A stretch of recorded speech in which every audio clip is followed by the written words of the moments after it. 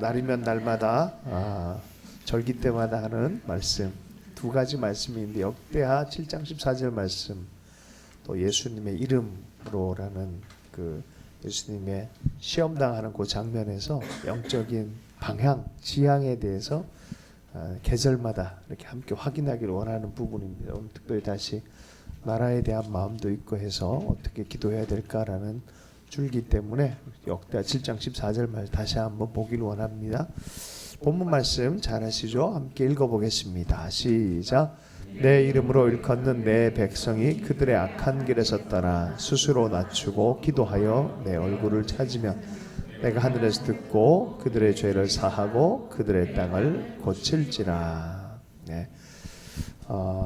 주님의 백성들은 하나님께 기도할 수 있는 특권이 있습니다. 기도는 그냥 아무나 한다고 기도가 되는 것이 아니라 하나님과의 언약 관계가 있는 사람들이 기도할 때 하나님은 들으실 수밖에 없어요. 이 본문의 말씀은 세 가지의 조건, 단순화시키면 그래요.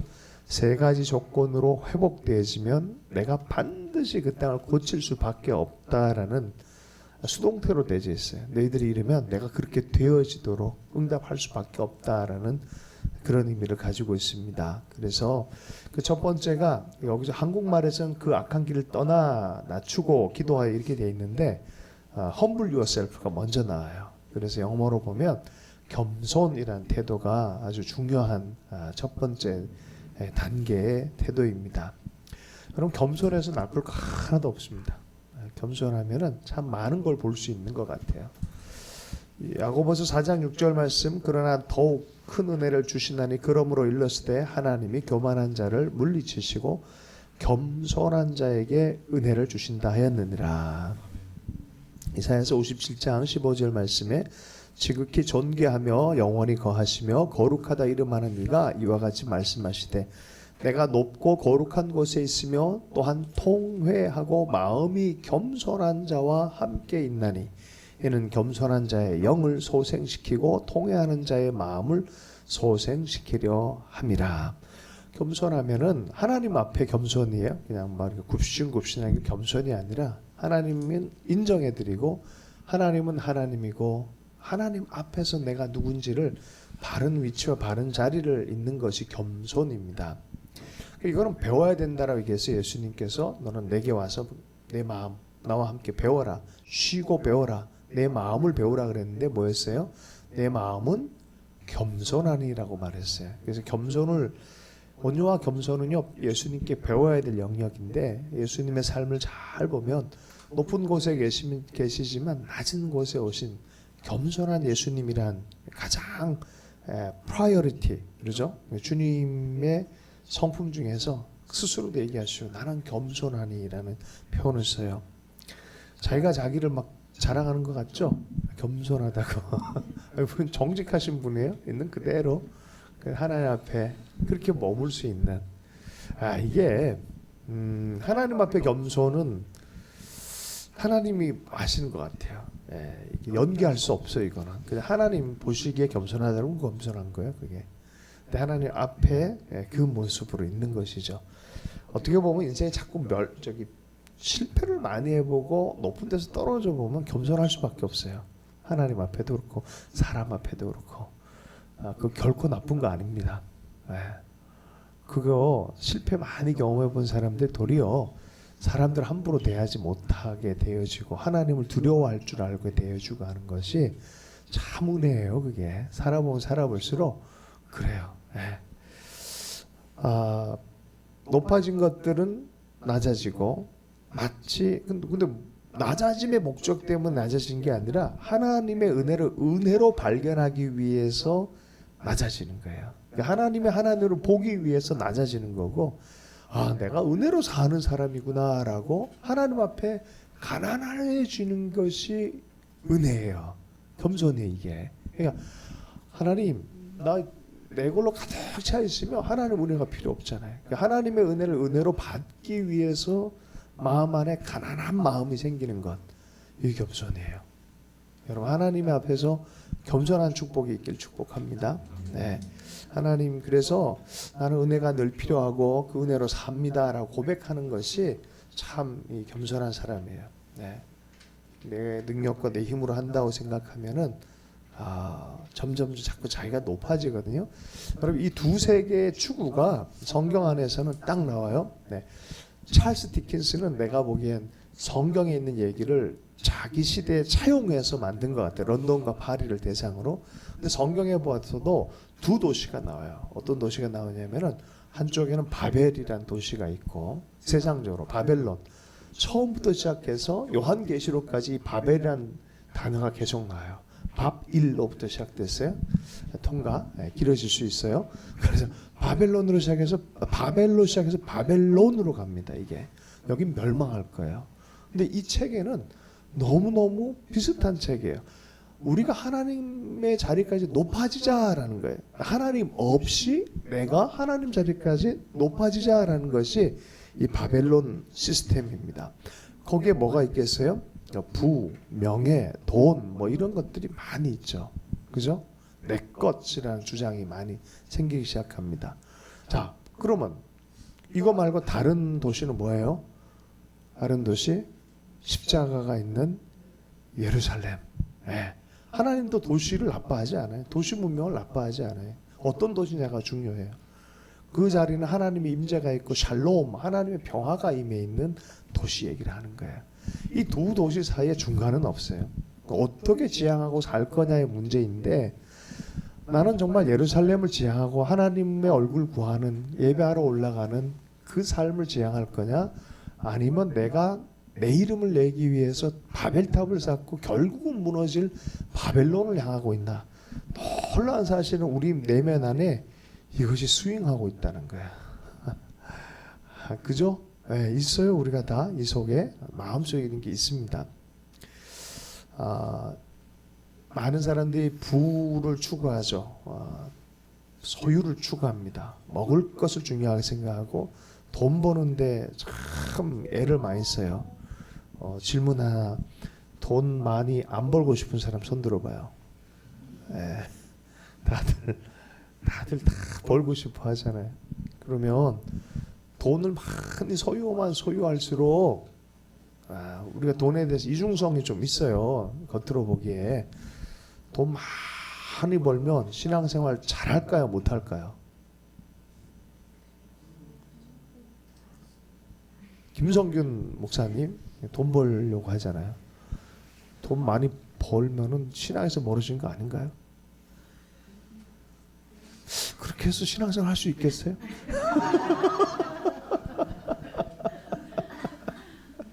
자, 그때 예수님께서 이런 얘기 했었어요. 사람으로는 할 수 없지만 하나님으로는 할 수 있다.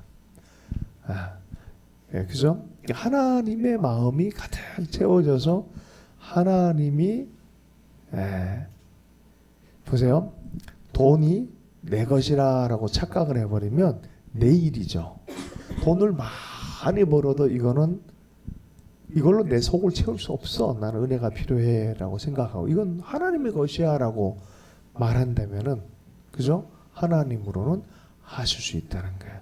나에게 있는 지혜, 명예, 부 이게 자꾸 나만 생각하고 내 부, 내 명예, 나는 딴 사람은 달라라는 생각이 이게 요 가지고 있는 아주 묘한 재미가 있어요. 넘사벽 이런 거 좋아하잖아요.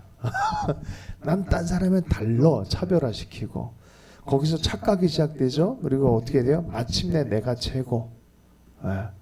근데 그게 꽃들에게 희망이란 이 우화 같은 스토리에 맨 위에 올라가 뭐가 있어요? 아무것도 없어요.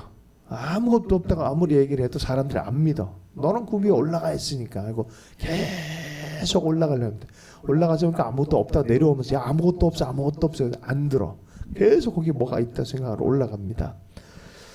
우리가 그 세계 안에서 바벨론이라는 시스템 자꾸 만들어가는 세계이죠. 네. 그래서 결국 바벨론의 시스템과 이런 식으로 가면 어떻게 돼요? 그거 아무것도 아니다. 무너졌다 바벨론아라고 얘기하는 게 성경 전체 통찰 아니겠어요? 그죠? 그러면 이 예루살렘으로 향한 하나님의 평강으로 향한 도시의 이야기는 어떤 겁니까? 하나님 앞에 하나님 내 것은 없습니다. 나는 주님 앞에 가난한 마음, 주님의 은혜로 사는 사람입니다. 라고 말하는 거예요. 그죠?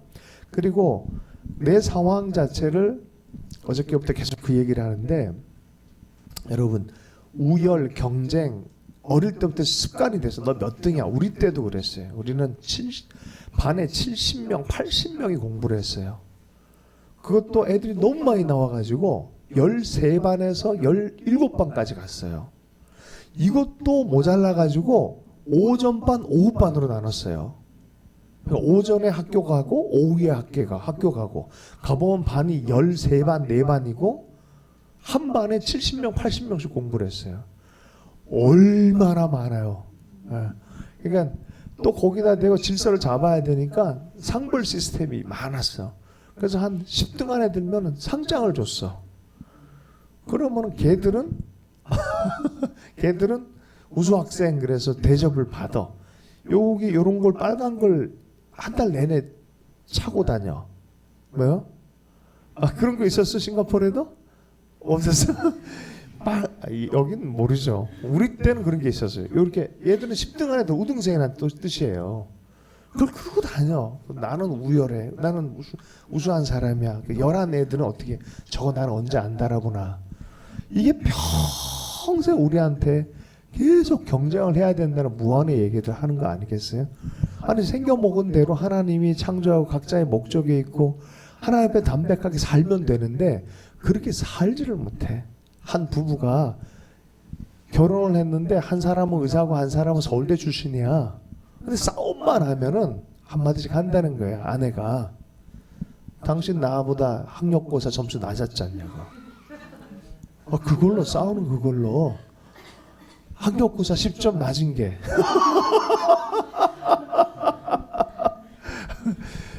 이게 충격적인 거야. 삶이 그래 보니까 이겨야 되고 승리해야 되고 많이 취해야 되고 내가 더 뛰어나고 이 세계 엄청난 세계죠. 근데 우리 하나님의 은혜 안에 이렇게 겸손함 안에 들어오면 모든 게 하나님 앞에 있는 것이고 내 것이 아니고 난 주님의 은혜로만 사는 자이고. 겸손은 정말 뭐냐? 하나님이 나를 보는 그대로를 내가 볼 줄 아는 거야. 그리고 하나님의 은혜가 온전히 드러나고 영광이 드러나도록 내 삶을 잡고 하나님 앞에 가져가서 하나님 안에서 해석하는 걸 갖는 거예요. 그래서 여기 겸손은 두 가지를 배제해요. 하나는 자기가 대단하다는 생각을 내려놓고 은혜로 산다는 걸 말해주고, 두 번째는 요걸 두 번째를 잘 알아야 돼요. 이게 뭐냐? 벌레 교만을 이겨내야 돼요. 이게 뭔 소리냐? 벌레 교만 알아요? 나는 못해. 나는 쓸모없어. 경쟁을 통해서 희생자의 이미지를 가져버리는 거야. 삶 안에서 나는 못해. 나는 안 돼라고 생각을 갖는 거야. 이것도 하나님 앞에 엄청난 교만한 태도예요. 하나님이 내가 너를 향해서 계획이 있다고 말하는데, 난 너에게 계획이 있다 말하는데 나는 이거 아니다라고. 벌레 교만이라 그래. 그거를 벌레같이 여기는 거. 하나님은 그렇게 보질 않는데, 저는 공부를 아주 잘하거나 아주 공부를 못하거나 이러진 않았어요. 적절하게 이제 한 만큼 점수가 나왔어요. 한 만큼 점수가 나왔어요. 근데 정말 나의 삶 안에 나를 향해서 가진 계획에 대해서 믿는다는 게 얼마나 큰 축복인지, 나는 처음부터 고등학교 1학년 때부터 이상하게 길이 원하지 않는 길로 많이 갔어요. 고등학교 1학년 때부터 대학로에 나가가지고 독재 다 너무 이거였어요. 선배 형들을 막 데리고 나가가지고, 그리고 학교 한 일이 있어가지고 공부를 할 수 없는 상황이 되어버렸어요. 근데 독자적인 삶을 막 살았어요. 고등학교 때부터. 대학생의 나이에는 밖에 나가서 성령 세례 받아서 막 재수생 애들을 막 복음 전도하고, 주변에서 미친놈이죠. 보면 공부는 안 하고 이상한 거 하고 있고, 아르바이트해서 돈 벌면은 그거 가지고 가서 복음 소식지 만들어서 학원가에 뿌리고 있고, 너 뭐냐? 삼수생 사수생 이렇단 말이에요. 근데 왜 그런 게 있었냐? 하나님이 너는 이렇게 할 것이다 라는 감동이 있어서 그래요. 그거면 됐잖아요. 하나님이 나한테 말씀하신 게 이루어지고 그 목적을 따라 가면 되잖아요. 자, 여러분은 마리아가 되고 싶으세요? 마리아의 남편 요셉이 되고 싶어요? 할렐루야. 여러분의 성별과 상관없이 어떤 역할을 맡는다 그러면 마리아가 되고 싶어요? 아니면 요셉이 되고 싶어요? 왜요? 이유가 있을 것 같은데 왜 요셉이 되고 싶어요?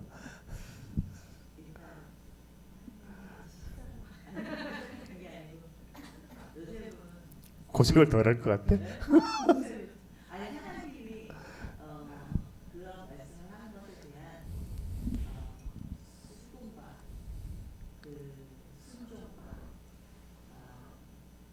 다른 부분에 대한 우리가 갖게 되겠다. 그죠? 하여튼 뭐 그 마리아는 주인공이잖아요. 일단은 주인공처럼 보이죠. 그 요셉은 주인공이 아닌가? 그죠? 요셉이 만약에 없으면 마리아 역할을 할 수 있을까요? 의미가 없어 그래요. 이게 각자의 역할과 삶의 방향이 있는데 내가 우리 젊은 45세 되어진 이 S은행을 다니는 아주 훌륭하고 똑똑한 형제를 잘 알아요.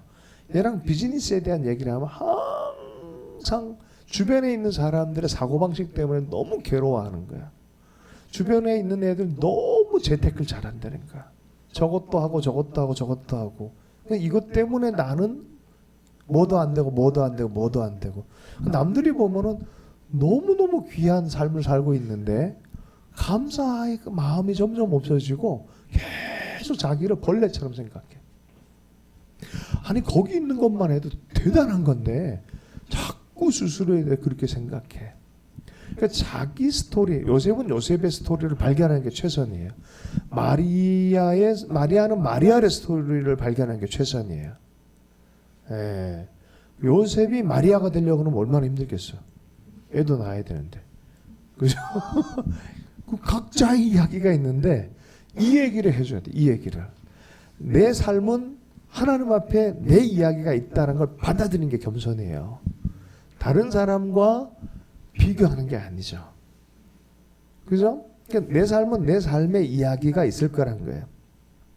공자가 그런 얘기했어요. 성경 얘기하는 공자 얘기에 남 비판하고 탓하는 건 애다. 이게 초보, 중수 정도 되면 자기를 비판하지 않는 거는 조금 이제 성장한 어른이다라는 거예요. 진짜 성장한 건 자기를 비난하지 않는 거. 처음에 남을 비난하지 않는 거, 두 번째 자기를 비난하지 않는 거. 자기를 왜 자꾸 벌레처럼 비난할까요? 경쟁에서 왜 너는 이기지 못해서, 너는 이거 왜 못했어? 하나님에 대해서 온전히 의지하지 못하는 마음이 생기는 거예요. 자, 하나님 앞에 은혜를 은혜되게 하는 마음이 뭐예요? 가난한 마음. 나를 있는 모습 그대로 받아들이고 내 이야기를 발견해가는 자세를 뭐라 그래요? 겸손이라 그래요. 그걸 통해서 우리는 뭘 가요? 하나님의 사랑을 있는 모습 그대로 그 안에 거하는 것이 인생의 목적이 되어진 삶의 여정을 있는 모습 그대로 살아가는 거예요. 할렐루야. 다시 한번 인생 목적이 내가 최고가 되는 어떤 게 아니라 하나님의 사랑을 계속 충만하게 경험하면서 그 연합과 일치로 평생 살아가는 걸 목적으로 가지고 있는 거야. 이게 다른 도시예요. 완전히 다른 도시예요. 삶의 자세가 완전히 달라지는 거예요. 영성의 색깔이 확 달라져 버려요. 어떤 사람은 막 취하고 뭔가 드러나고 그거 잠시 아드레날린 충만한 거예요. 그 다음날 더 다른 걸 원해요. 그런데 하나님을 향한 마음은 달라요. 내밀한 즐거움이 생겨요. 그 안에 또 샘솟는지 오는 그 은혜, 하나님과 깊은 기쁨, 그 인격에 대해서 신뢰하는 마음으로 살아가는 거예요. 하나님이 우리의 삶을 그대로 두시지 않고 이 사랑으로 계속 격려하고 계신 줄로 믿습니다. 아이고 시간이 많이 오늘은 하여튼 빨리 끝내십시다.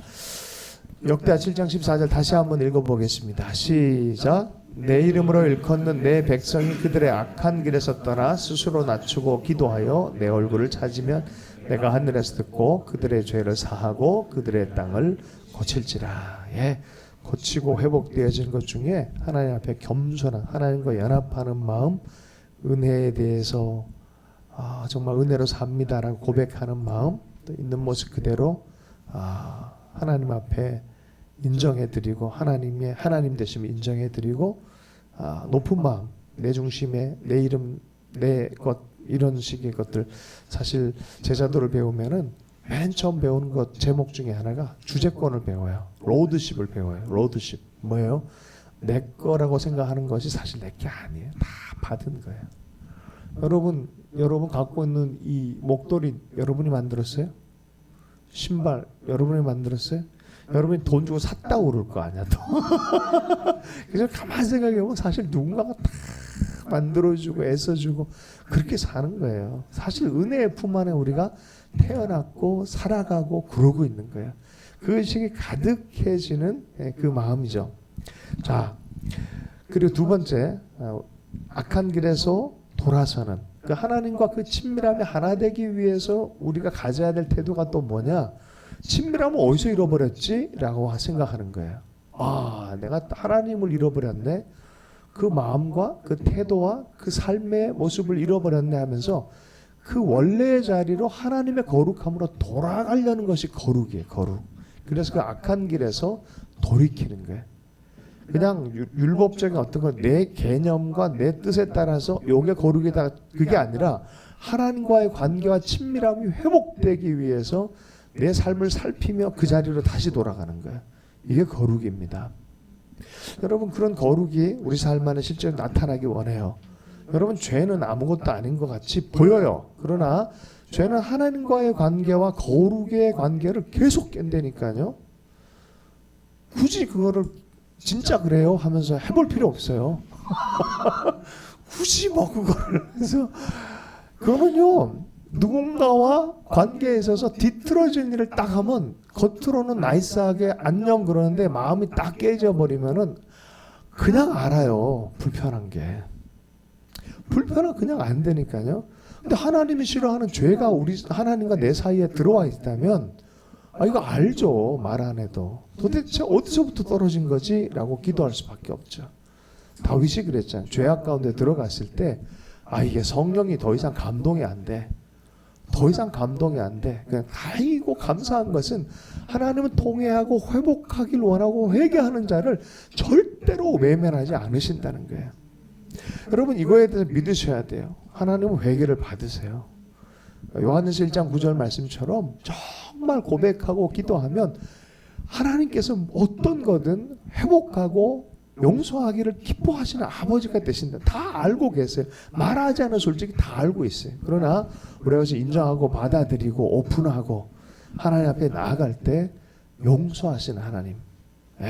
내가 나를 숨기지 않고 하나님 내가 이랬네요. 마음이 주님을 떠났었네요. 내 죄악이 이렇네요 하는 거예요. 에스라서의 말씀에 보면은 속옷과 겉옷을 찢고 막 하나님 앞에 말씀대로 살지 않는 그런 것에 대해서 회개하며 기도합니다. 에스라서 9장 4절 말씀 함께 좀 읽어볼까요? 시작. 이에 이스라엘의 하나님의 말씀으로 말미암아 떠는 자가 사로잡혔던 이 사람들의 죄 때문에 다 내게로 모여오더라. 내가 저녁 제사 드릴 때까지 기가 막혀 앉았더니 저녁 제사를 드릴 때 내가 근심 중에 일어나서 속옷과 겉옷을 찢은 채 무릎을 꿇고 나의 하나님 여호와를 향하여 손을 들고 하나님을 향해서 손을 들었다는 거예요. 그리고 하나님 이 마음이 회복됐으면 좋겠습니다 라고 기도합니다. 고린도후서 7장 10절 하나님의 뜻대로 하는 근심 후회할 것이 없는 구원에 이르게 하는 회개를 이루는 것이요. 가끔 눌릴 때 있어 마음이 누군가가 뒤틀어졌는데 뭐가 내가 좀 잘못한 것 같아. 근데 그거 해결하지 않고는 마음이 불편해. 근심이 자꾸 생겨. 근데 하나님을 향해서 그렇다는 거예요. 자꾸 눌려. 이렇게 왠지 모르게 회개해야 될 것 같고 왠지 모르게 하나님 앞에 나가야 될 것 같은 마음을 주실 때가 있어요. 근데 그거는 좋은 거란 거야. 하나님 앞에 머물게 하고 기도하게 하는 거는 좋은 거다. 빨리 자유해지게 하려는 회개에 이르게 하는 그런 것이다라고 말합니다. 느헤미야서 8장에서도 느헤미야가 말씀을 읽으면서 백성들이 읽으면서 슬퍼하며 통회합니다. 왜요? 말씀 읽다 보니까 잘하고 있다 생각했는데 말씀을 읽으니까 하나님의 거룩의 기준을 발견하니까 우리가 이렇게 바르게 못 살았네요. 하나님 말씀으로 자극해 주지 않으면은 우리는 어느 순간에 왜곡을 참 많이 해요. 잘하고 있다 착각을 해요. 괜찮다고 생각을 해요. 조금씩 변질되고 있는데도 괜찮다고 생각해요. 여러분 이거를 분명히 알고 있어야 돼요. 우리는 환경만 되면 죄를 지을 수 있다라고 빨리 받아들여야 돼요. 나는 괜찮다고 생각하는 그게 진짜 위험한 거예요. 우리는 언제든지 환경만 되면 나쁜 놈 될 수 있고, 나쁜 놈만 있는 게 아니잖아요, 그죠? 그래서 우리는 얼마든지 그럴 수 있다고 알고 있어요. 이게 은혜, 겸손할 수밖에 없어요. 네. 그래서 습도 맞고 온도 맞으면 곰팡이 다 생겨 사람은. 이게 사람이에요. 그러니까 늘 하나님 앞에 말씀 앞에 머물고 하나님 예수 그리스도 얼굴을 구하고 또 내가 말씀대로 지체들을 바라보고 있는지 건강한 경계를 지키고 있는지 유혹에 대해서 아무 생각 없이 다가가지 않고 분명하게 바운드를 지키고 하나님 때문에 경외한 마음으로 말씀 앞에 머물려고 하고 이런 마음들이 없으면 위험해져요. 네. 일순간에 우리 넘어질 수 있다는 것을 알고 있어야 지킬 수 있는 마음이에요. 1904년 1907년에 부흥이 바로 이렇게 일어났어요. 하나님 빛이 오니까 나는 아간 같은 자인 거 알았습니다. 결국 나 때문에 부흥이 안 일어났네요 하면서 1907년도 우리 장로님 길손 장로님이 기도하잖아요. 내가 나 죄 때문에 그렇습니다. 그러나 그 죄를 회개하고 하나님 앞에 돌아왔을 때 큰 부흥의 역사가 일어났어요. 여러분 하나님의 불은 지금도 있어요. 이번에 LA에 불이 일어나서 LA 전체가 다 탔죠. 아주 무섭더라고요. 그러니까 도시 전체가 재앙의 도시가 되어버렸어요. 보니까 이게 뭐 종말론적인 현상이다. 막 그렇게 보는 사람도 있는데 글쎄요. 기도만 할 게 아니라 살림 작업을 좀 했었어야 돼. 성실하게 도시적인 걸 잘 관리를 했었어야 돼. 항상 일이 일어나고 나서 그냥 이게 뭐 하나님 그럴 게 아니라 늘 관리를 했었어야 돼. 여러분 경건의 삶을 사는 건 절대 나쁜 게 아니에요. 자기 삶을 점검해야 돼요. 하나님 앞에 늘 아침 저녁마다 주님 나가서 기도하고 아버지의 뜻을 행하려고 하는 그런 열심들이 있었잖아요. 예수님이 본을 보인 것처럼 우리도 그렇게 살아야 돼요. 하루하루 살다 보면요 하나님의 은혜가 풍성해지는 땅이 있고 불나고 엉망되는 그런 땅이 있죠. 제가 뭐 LA가 그렇다는 또 얘기하면 거기 계시면 얼마나 불편하겠어요. 위에서도 기도해야 돼요. 지금 빨리 재앙이 지나고 재앙당한 사람들이 위로를 많이 얻도록 그리고 회복되는 걸 위해서도 기도하면 좋겠어요. 마무리 좀 하면서 자 회개하고 돌이키고 일상적 삶을 회복하는 열망을 가지십시오. 내 삶에 그런 것이 있다면 회복해야 돼. 더 발전하는 그런 마음들 하나님과 또 연합되는 마음을 갖기를 갈망하는 거예요. 그래서 이게 갈망이에요. 내 얼굴을 구하면 그 모든 것의 마지막은 뭐예요? 더 갈망하는 거예요. 유행가 가사 중에 아주 기가 막힌 유행가가 있어요. 보고 있어도 더 보고 싶은. 할렐루야. 다니엘 그런 거 경험해 봤니? 얼굴 보고 있어도 더 보고 싶은. 할렐루야. 할렐루야. 이걸 알면 신비한 경험을 한 거예요. 이게 뭔가가 세계가 달라진 사람들이에요. 근데 하나님과 사랑에 들어간 사람들의 특징이에요. 하나님과 있는데 더 있고 싶은 거예요. 이게 갈망이에요. 이게 살아나야 돼. 이게 첫사랑의 갈망이에요. 이게 하나님과의 관계가 그래야 돼요. 하나님을 사랑하는 게 가능합니까? 라고 C.S. 루이스한테 물었대잖아요. 영국의 아주 유명한 기독교 변증가 또 학자 뭐 이런 영문학자인데도 대단한 분이 있어요. 그랬더니 뭐라고요? 네. 진짜 하나님 안 보이는 하나님을 사랑하는 게 가능하냐? 답이 뭐라고요? 몇 번씩 했는데 뭐라고 해요?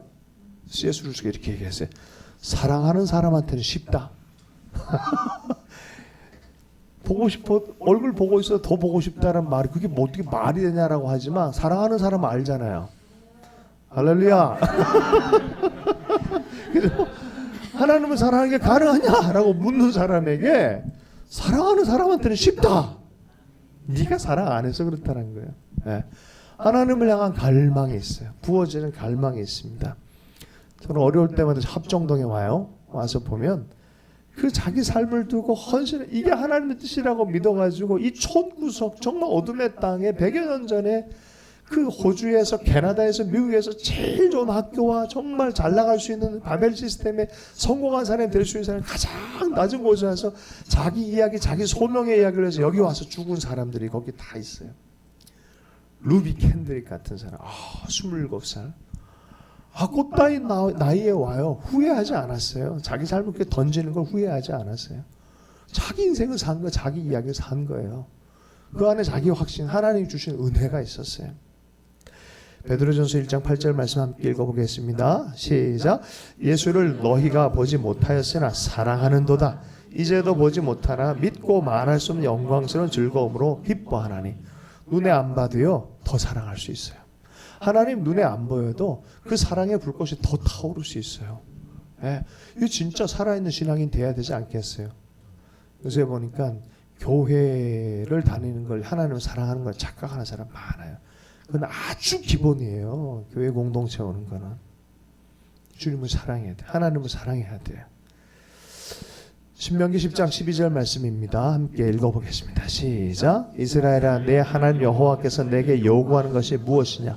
곧 내 하나님 여호와를 경외하여 그의 모든 도를 행하고 그를 사랑하며 마음을 다하고 뜻을 다하여 내 하나님 여호와를 섬기고. 네, 하나님을 전심을 다해 사랑하면서 섬기는 건 고통이 아니에요. 즐거움이에요. 우리가 평생 그렇게 하나님을 섬기는 살아있는 신앙인들 되기를 원합니다. 그 마음이 회복돼서 기도하면 네가 머무는 모든 땅들이 전염병 떠나고 연약함 떠나고 고치는 역사가 있을 것이다. 이게 하나님의 약속의 말씀입니다. 1월 8일은 어떤 특별한 기념일이에요. 저 개인적으로도 우리 어머님 주민증 생일이기도 하고 1월 8일은 무슨 날이냐? 아우카 인디언에게 에콰도르의 짐 엘리엇과 몇몇 친구들이 이 인디언들에게 가서 복음을 전합니다. 창에 찔려서 다 죽습니다.